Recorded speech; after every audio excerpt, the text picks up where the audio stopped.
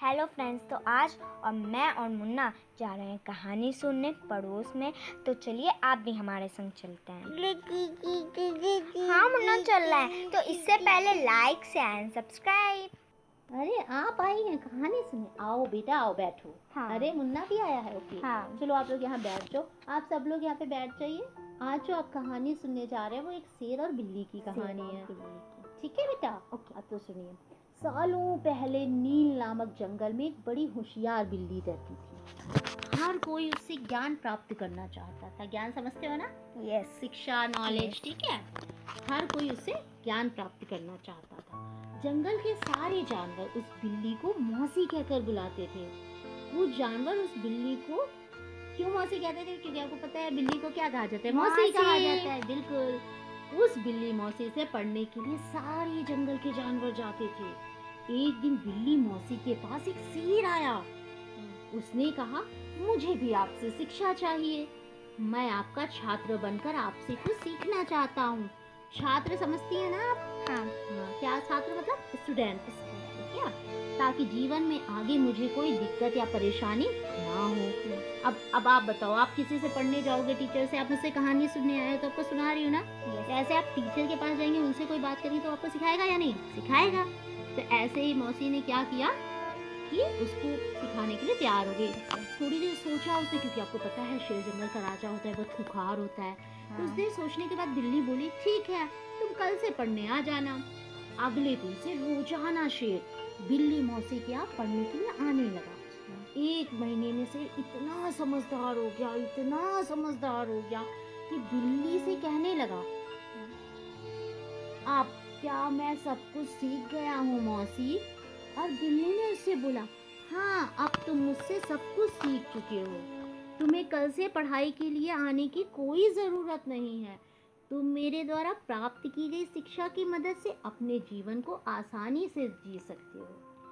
शेर ने पूछा, मौसी मौसी आप सच कह रही हो? मुझे सब कुछ आ गया है क्या? बिल्ली ने जवाब दिया, हाँ, जो कुछ मैं जानती थी मैंने सब कुछ तुम्हें सिखा दिया। अब इतनी बात के बाद शेर ने दहाड़ते हुए कहा, चलो फिर क्यों ना आज इस विद्या समझ के ना, जो उसने स्टडी की, जो पढ़ाई की, विद्या को तुम पर ही आजमा कर देख लो। इससे मुझे पता चल जाएगा कि तुम्हें कितना ज्ञान है।